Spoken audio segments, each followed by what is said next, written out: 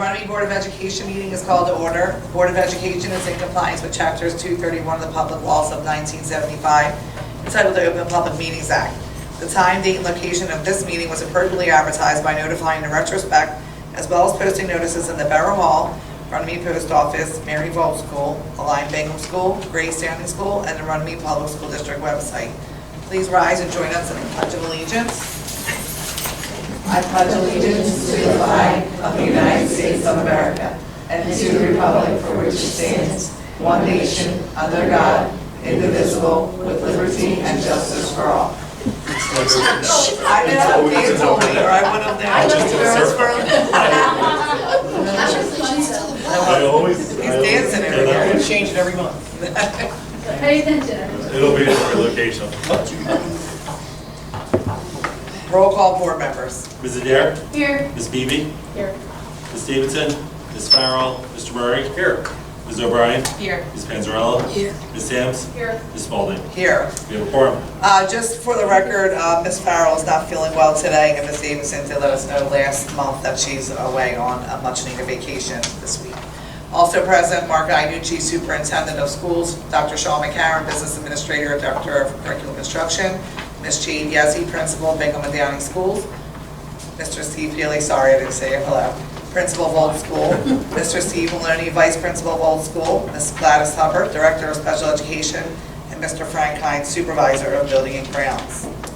At this time, I need a motion to approve the meeting minutes from August 17th. Motion made by Maria, seconded by Patty. Any questions? Roll call. Ms. Adair? Yes. Ms. Beebe? Mr. Murray? Yes. Ms. O'Brien? Yes. Ms. Panzarella? Yes. Ms. Sams? Ms. Spalding? Abstain? Ms. Spalding? Yes. Motion passes. You have to count this time. Like this. There are no presentations or correspondence at this time, so we can move right into public comments on agenda items only. Does anyone have any public comments on the agenda items at this time? If not, then we will move to the superintendent's report. Good evening, everyone. Thank you for coming. Appreciate it. Just to start off the year, district enrollment is 811 students, and that is right out of the district. The numbers are similar to last year as far as students to start the year off. We did have some transfers in and out that last week in August that kind of manipulated a few things. But it's pretty consistent. Down 131 students, being 175, it was 505. So we'll expect those numbers to fluctuate a little bit, but not too much where it should impact any specific class size. So we're not getting too big. If we were making necessary arrangements, we did make that one adjustment to Bingham. Second grade, right, Ms. Yezzi? Down. Down. So sorry. Everyone always Down forgets in- about that. I know. Down in second grade, so now we have a included room over at Downey, which we'd like to, out of necessity, it'll be good, is to have to start phasing our special education students to Downey to keep community schools as time goes on. So this is a good thing. And it's going well. Did have an opportunity to speak with those teachers today, as a matter of fact, at dismissal. I think I have my picture taken 700 times by a parent. But it's going well for them, so we appreciate that. Guilty. All right, so first days for students, fairly no major problems. Some, arrivals with dismissal, buses, stuff like that. Nothing major happens, so that's always a good thing. Start strong assessments take place. Tonight. Began, so we're getting that out of the way. That has to be done by the end of the month. That's why we got that done now. So far, so good. Back to last night with Bingham and Downing. 72%, Ms. Yezzi, is that the number? For parent attendance. Any parent that wasn't able to attend, a brief video from the teacher was sent out. It will be available, so you can watch that. Tomorrow night, right? Thursday will be votes, 7 p.m. No? 6:30. 6:30 p.m. Sorry. So we'll have those numbers for attendance for that as well. Fire security drills are back up and running. They were done. Fall sports are also underway. We have cross country, field hockey, girls and boys soccer. Mr. Maloney said all three teams won their opening games, correct? All right. I did have the opportunity to catch a little bit of the field hockey game the other day. So it was fun to watch. Good luck to all the teams, we'll keep you posted. Hopefully we get that back for maybe another championship celebration this year. Who knows? District protocols for COVID have changed a little bit. There's still an isolation period of 5 days if a student or staff member tests positive or to stay out. However, and when they return, there are mask days 6 through 10. We no longer have the eating separately with students in the cafeteria or staff or anything like that. Also quarantines, if there's a close contact at home, we just like to ask for parents to monitor those symptoms in case it happens. We're no longer doing direct notifications to the homerooms unless it gets to a point where we feel the need to. And also, there's no more virtual instruction at this time because the challenges of that, are pretty great.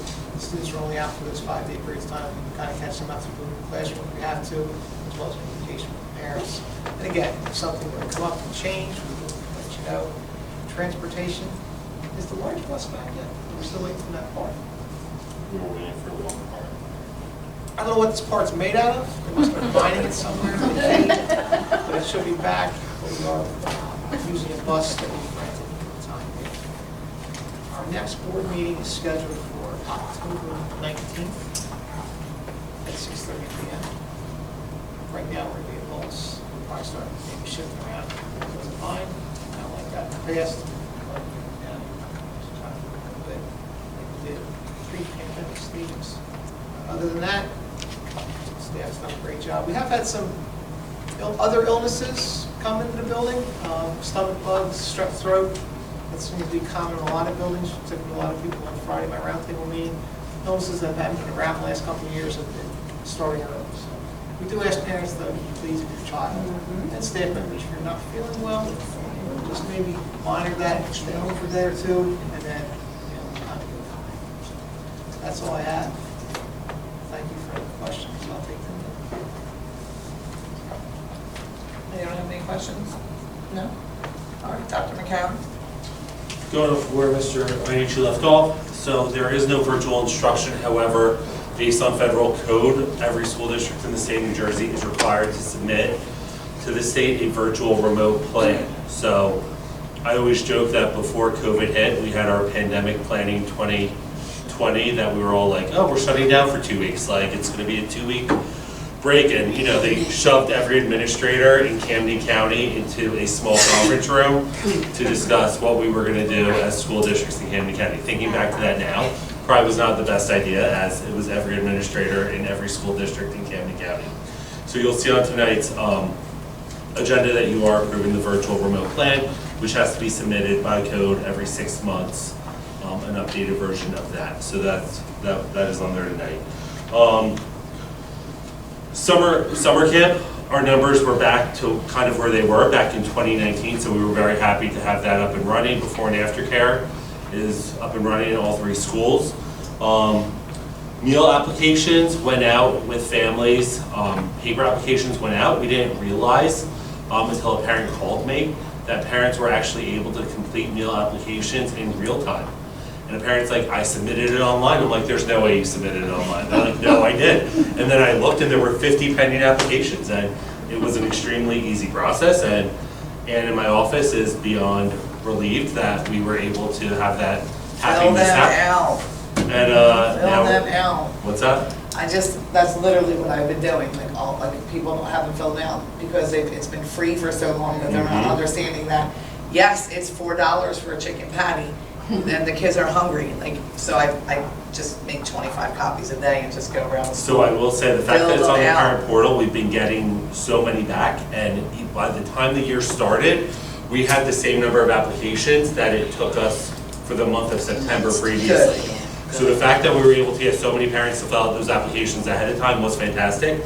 And that number actually also assists us when it comes to grant funding. No, exactly. And we have to identify what our percentage of free and reduced lunches are. Free and reduced meals are all free per a former approval that came previously.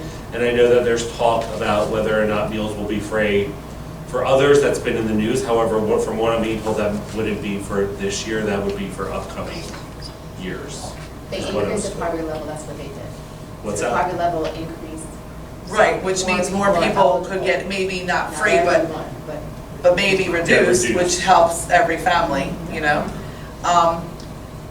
Maybe we can put something, you know. We do another reminder, because we're gonna be sending out the Or October maybe like in menu. your newsletter or something like that. And we're gonna be sending out the October sign-up sheet for meals, so we can also send out the reminder for the applications with that as well. I did want to comment and just thank Kat Briggs, who's our community parent involvement specialist, for the kickoff event and pulling that together for the start of the school year. Curriculum-wise, I'm currently in the process of reviewing test score data that just came in for NJSLA. The last time that was given was spring of 2019. As Mr. Iannucci said, we're in the middle of Start Strong assessment data, which measures standards from the prior year. That test consists of 10 to 15 questions that students are given in language arts and math, and in 6th grade they're given in science as well. And then also we're in the process of our audit. Everything seems to be going well with that. And the only issue that we're seeing in the audit is with food service, because we did not raise our snack prices during COVID, and there's a certain percentage that you have to make revenue-wise, and we did not make that revenue, so that's the only thing I'm looking at this point as a possibility. So I might have to write a 2-sentence corrective action plan and say how I'll do better in the future. So I'm not really concerned about that because I Shame don't. on us. Listen, the kids want their ice cream, so don't mess around with That's them. just, don't mess with the ice cream prices. So, and that's the thing, all costs went up during that time period, so it's difficult to then raise prices in other areas. Oh, yeah, sorry, we were trying to help our families in town. That's all I have for now. Any questions for me? Yep. The rest of the reports were back this month. The fire and security drill information will be back next month. Does anybody have any questions on any other reports? No? Sam, did you have anything you wanted to talk to about the PTA? We have a whole list of use of facilities I that was we're going very to say, excited. yes, so we have a lot of events coming up. We also talked to, I think Christine and Lindsay talked about doing a fundraiser called GetSneakers.com. GetSneakers.com, Sneakers, something like that. So what it is we'll get a donation bucket. Everyone can turn in used sneakers, and what they'll do is any of the used sneakers that can be resellable, they'll resell them at an affordable price to families in need. Anything that can't be used, they'll actually recycle. So instead of stuff going to a landfill, they'll recycle it and use it for something else. So that's going to be something that we're looking into. I think I just heard about it today, but looking into and then starting that hopefully soon. But we've got trunk or treat coming up, pretzels with police coming up, cider bag bingo. We do have our fun run coming up October 19th. That's going to be the first year we're doing this, so that's going to be exciting. That's really it. Thank you. Any committee reports at this time? No. That'll probably be back up and running again next month as well. So if nothing else, then we can move to new business and property and transportation, which we need a motion to approve items numbers 1 through 12. No. What? One. 1. Just one. Oh, That was first. sorry. You know, I'm still in that back to school mode, sorry. Like, wait. Yes, number 1, just facility use, my bad. I'll make a motion to approve facility use. Motion made by Patty, I'll second. second by Barbie. Any questions? Roll call. Ms. Adair? Yes. Ms. Beebe? Yes. Mr. Murray? Yes. Ms. O'Brien? Yes. Ms. Panzarella? Yes. Ms. Sams? Yes. Ms. Spalding? Yes. Motion passes.